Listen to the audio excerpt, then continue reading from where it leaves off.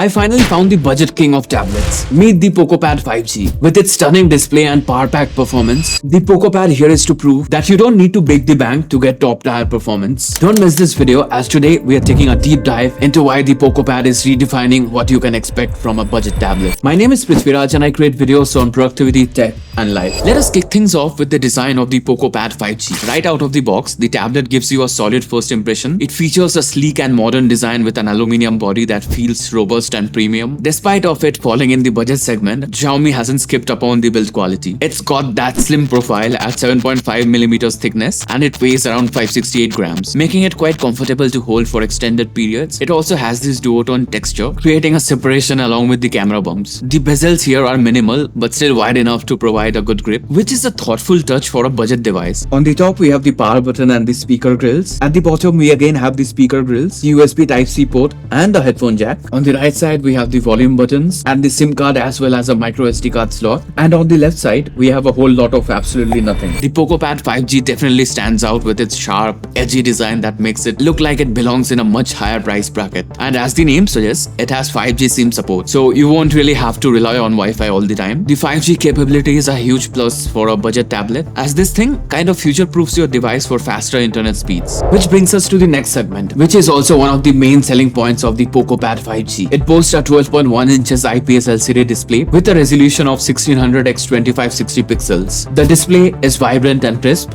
offering a good color accuracy and brightness. While it doesn't feature an AMOLED display, the IPS panel here does a fantastic job for everyday use, whether you're browsing, watching videos, or even doing some light gaming. And to be very honest, majority of the tablets at this price bracket don't offer us AMOLED display. So yeah, that's totally fine, as it has become a standard now at this price point, that is. It also features a refresh rate of 120Hz. This makes the screen feel super smooth and responsive. This is a significant feature at this price range, and this in hand helps us to get a much more fluid experience while scrolling through apps or swiping through YouTube Shorts. For a budget tablet, Poco has really knocked it out of the park with its display. It has a brightness of 600 nits, so for indoor usage you won't be facing any issues at all. But for outdoor usage, you can of course see the difference. The Poco Pad 5G comes with a quad speaker setup powered by Dolby Atmos. These aren't the loudest speakers, but it's kind of in the comfort range, I must say. The audio quality was okay-ish, I must say. It was missing the punch in the mids and the bass segment, but the clarity of the sound was actually nice, as in the high frequencies are taken care of. Hence you won't be facing any issues watching movies, as it's gonna handle all the dialogues quite well. But while listening to music, I personally didn't like the experience that much. This is most likely because I'm a music producer myself, hence I really like to get into those small details. But the thing is, I can forgive Xiaomi for this one, as it also features a headphone jack. The headphone jack has really become rare these days, hence I would really like to thank Xiaomi for retaining this in the Poco Pad. So for binge watching your favorite content on Netflix and YouTube, this tablet has definitely got you covered in that aspect. And also please consider subscribing to my channel if you're enjoying this video. That will help me out a lot. Now let us come into the business end, as in let's talk about the performance of the Poco Pad 5G. This tablet is powered by the Qualcomm Snapdragon 7S Gen 2 chipset paired with 8GB of RAM, and we get two variants for internal storage. We have a 128GB variant as well as a 256GB variant. And the cherry on top is that the Poco Pad has expandable storage. We have a dedicated micro SD card slot on this device. This aspect is really helpful. You won't really have to worry about the storage that way. In real world usage, the Poco Pad 5G handles most tasks very smoothly, be it multitasking, watching videos or playing games. I tested out various games like Asphalt, BGMI, FC Mobile and Brawl Stars. The Poco Pad performs admirably well. So far I didn't face any significant lag or stutter, and overall I had a pleasant gaming experience. For its price, it offers surprisingly strong performance, which is likely why it is being called as the budget king. But one issue I did face was in the software experience. The tablet runs a skinned version of Android 14, which is known as the Xiaomi HyperOS. The software experience is fairly clean with minimal amount of bloatware. The interface looks and feels great, to be honest. I often face some sort of lags while using this device. The most visible one is this. Like, it actually takes a while to change the screen orientation when you rotate your device, but I hope Xiaomi will address this issue in a future software update.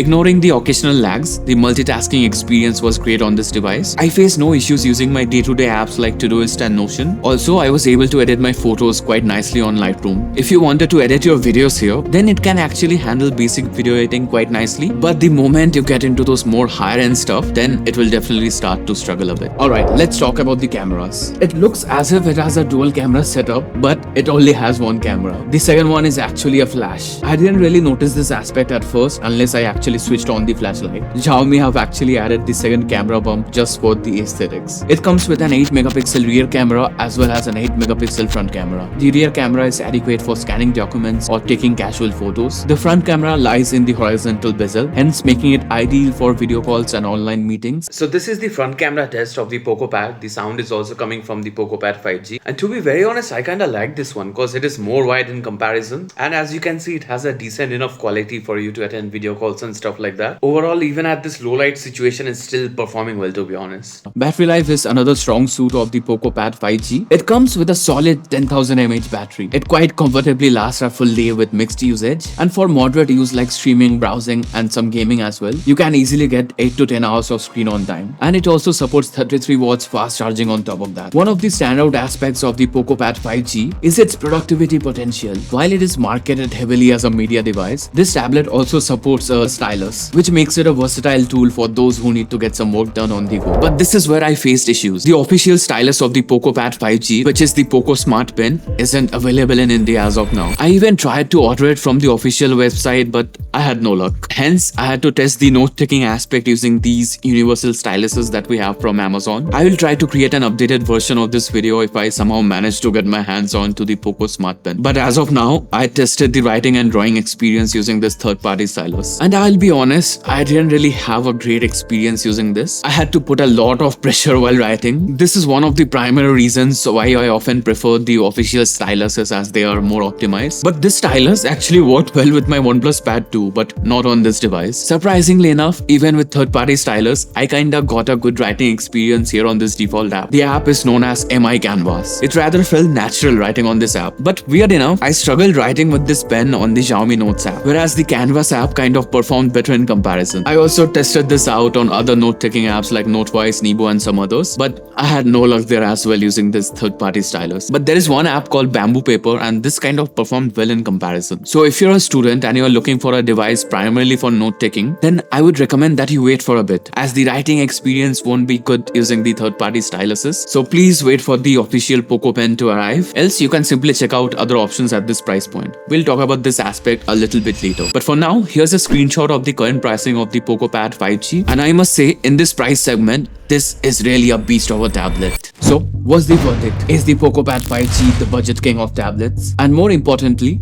should you buy this tablet? I will say yes, you should, as I think it makes a very strong case for itself. It surely lives up to its name as the budget king. It offers a great balance of performance, display and battery life, all while being extremely wallet friendly. If you're a casual user or someone who wants a capable tablet without breaking the bank, then the Poco Pad 5G is definitely worth considering. But in case you're a student, then as of now, I recommend that you wait for the Poco Smart Pen to arrive and then you can make your decision depending on that. But if you urgently need a tablet for note-taking, then the Lenovo Tab P12 can be a solid choice. It has a massive display of 12.7 inches. Also, the Lenovo Stylus Plus is readily available in the market as of now. Click here on this video to check out my full review on the Lenovo Tab P12. Over there, we have discussed if this tablet is worth your money, if you're specifically looking for a budget tablet for note-taking.